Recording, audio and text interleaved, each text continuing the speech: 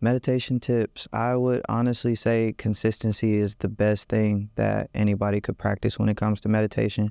And consistency isn't always pretty. It isn't always um, like doing it the right way or feeling like it's being done the right way, but just sticking to it, on a day-to-day or week-to-week or month-to-month basis, like developing some kind of routine so that you can see the results. Because I know when you first get into it, you might think, I'm thinking about too many things, or am I doing this right? Am I sitting right? But the best thing you can do is do it in your own way and allow yourself as much time as you possibly can to feel it a little bit more, because it's not an immediate thing and it's not an easy thing, in my opinion. I think it's just something that you sit with, and every time that you sit with it, you get better. It's the same as stretching or working out. You just need to do it at a consistent basis for you to feel the true results. Even in moments where you are meditating and you feel like a thought creeping, it's so easy to just like grab whatever that is and to slowly like excuse it out of the way and get back to whatever it is that centers you. So if it's just counting your breath, then that's an easy way to like stick to something in the middle. And then if you start randomly thinking about what you ate earlier, then you can just push it out and get back to like counting your breath. And same for anything else that pops up, just allow it to come in and slowly escort it out, and it'll be cool. What up, this is Black, and you're watching MONTREALITY.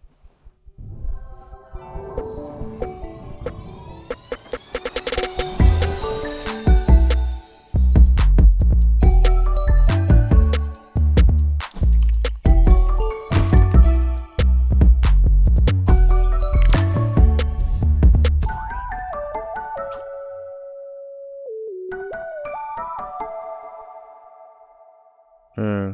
10 years old is when things started to shift for me. So I think I was growing up a little bit faster than I wanted to, like with responsibilities and things. But in that, I think that's when I began to figure out like my voice outside of just my personal life, and my voice in music and my voice in writing and poetry and rapping. So around 10 years old, which if I'm not mistaken might be like right after third grade for me, was when I started to dial in on my hobbies and turn them into a passion. First thing I wanted to be was an astronaut. I think that was like elementary school, like when they introduced all the careers and fireman, policeman, astronaut. I was like, okay, cool, I'll pick astronaut. And then once I got some maturity about myself, it was an artist, just a visual artist. I like to draw a lot. And then I shifted from visual arts to music like shortly after that. So it wasn't that far of a jump. It was either an astronaut, a visual artist, or a music artist. Wow. Favorite cartoon character of all time. I'm trying to think of like who I spent the most time with. I probably spent the most time with Dragon Ball Z and Goku. Yeah, I feel like these questions are good because I never really like sat down and wrote them down or put them in a category or consciously decided, but I spent a lot of after school days with Dragon Ball Z and Dragon Ball GT and every movie that they possibly could have produced. So I think Goku was like the ultimate superhero for me, so I'm gonna go with him. Frieza was a moment for sure, but Cell was a moment also, and Majin Buu was a moment also. So I'm just trying to figure out, of all the villains, which fight was like the best fight to me. Honestly, if I had to pick anything, I would pick the Spirit Bomb in any season of any moment of Dragon Ball or Dragon Ball Z. I think that's like the most ultimate moment of the whole entire show, is when he has to like gather energy from everything all around the world and, put it into the power of whatever his final finishing move is. So I think the Spirit Bomb is like peak for sure. My understanding of speaking things into existence and how it works. I, for the most part, all through grade school, middle school, high school, knew exactly what I wanted to do. It was never a variation of like, if it doesn't work out, then I'll just do this, or figuring out like some solid backup plan. It was like I tried other things out just to be responsible to my mom and to the people around me. But for the most part, it was, I'm gonna do this. And I know in order to do this, all I have to do is like apply a certain amount of work ethic and a certain amount of faith and a certain amount of purpose to it. and it'll work itself out in whatever way it's supposed to work itself out. So my life from grade school to college to young adulthood were different variations of like ups and downs on that trail or on that process, but everything that I said that I wanted to do, for sure I did it. Every moment that I had like performing in front of the mirror, just like pretending, is just something that I can like feel and mirror when I'm on stage now. Everything that I wanted to do within my music purpose-wise, as far as helping people out, is pretty much been that times 100.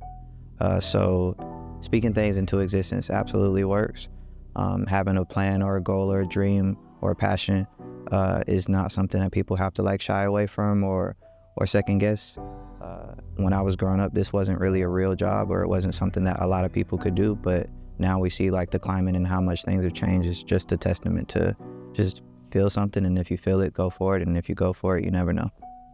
I would say that I think my superpower is being able to tap into my own emotions and transfer that into art form that then reaches other people and taps something in them that they can relate to and learn from. So just communication, being able to communicate within myself musically, and then that inspiring other people.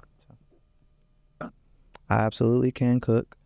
I can cook pretty much anything that I pick up from the people around me or look at on YouTube. I like to try things out, but I can make everything from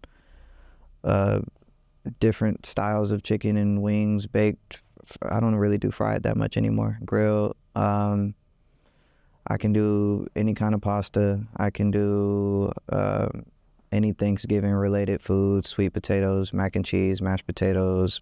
I can do ceviches. I can do larb Thai dishes. I can pretty much do whatever I want. So I like to cook a lot. And anytime I go out and try something that I feel like it's easy to make home, I'm down to try it out. So yeah. Realest song I ever wrote, or realest verse that I ever wrote, I think, in my opinion, is RPG off of Kalani's, one of Kalani's projects. It was, I don't want to make you think that I'm saying things because you prompted me. I'm working with a lag, a fucked up past. I want you to be proud of me.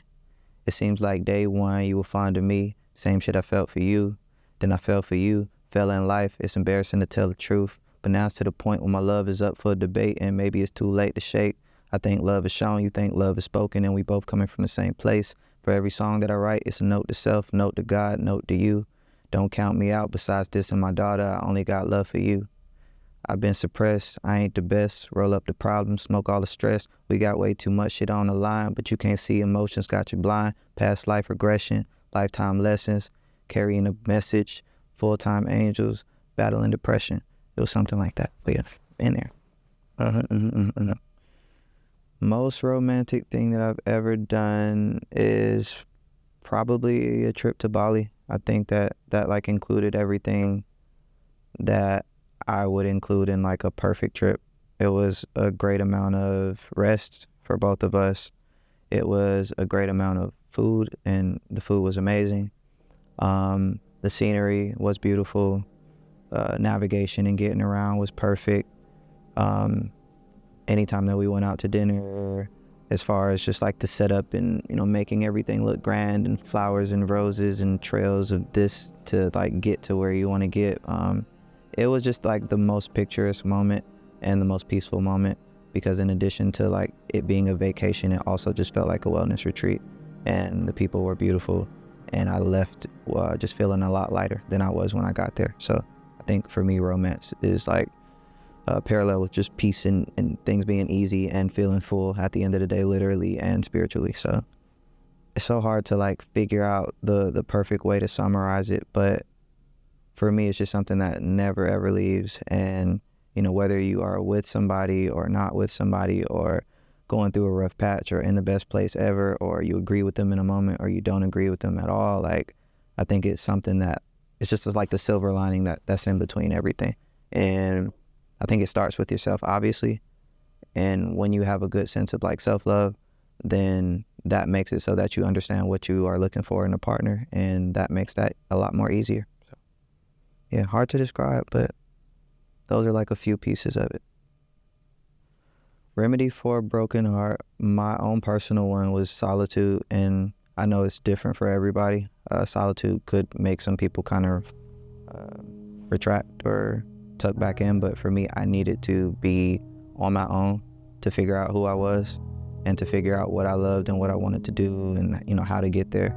And after like having my first major broken heart, it was like, okay, cool, it's time to focus on myself and really dial in, because the only other option is like spiraling and, you know, feeling lost or feeling depressed for longer than I need to, and who knows what the result of that is. So I had a choice, and it was very clear what one option was, because I was already feeling depressed and I was already feeling lost. But once I acknowledged it for what it was like, well, you can either be that or you can figure out what needs to be done to get to wherever you need to go. So the remedy for my broken heart was solitude and learning myself.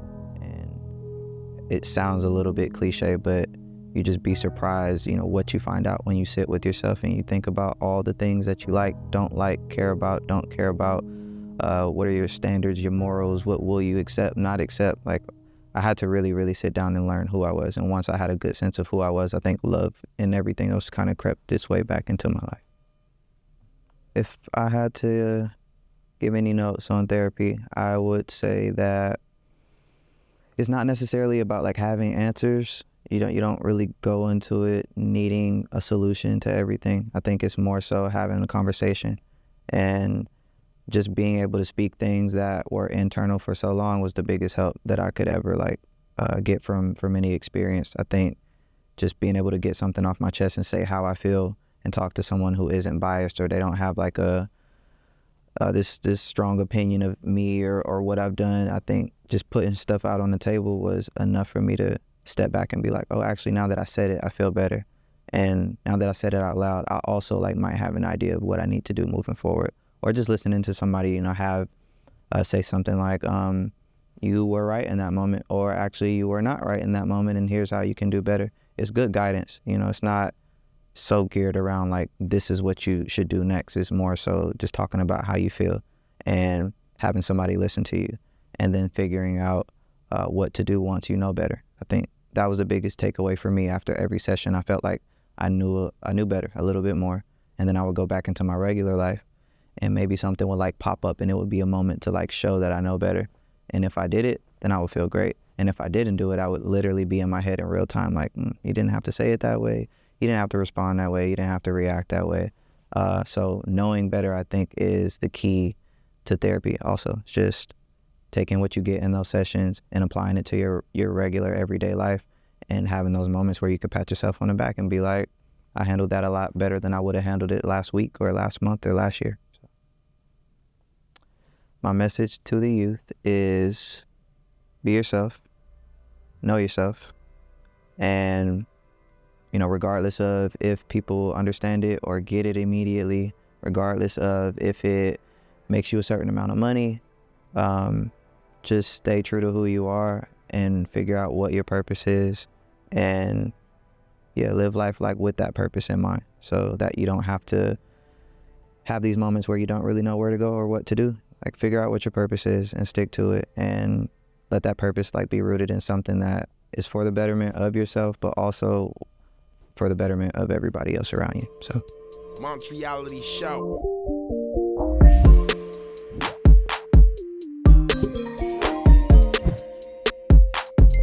What is meant for you won't miss you. You know what I'm saying? Or whatever misses you wasn't meant for you. You know what I mean? And that's what I would say I've learned from, manifesting over the years. There's a lot of things that I may have wanted, and, just because I didn't get it, didn't mean that there was what I found most of the time was that there was something better.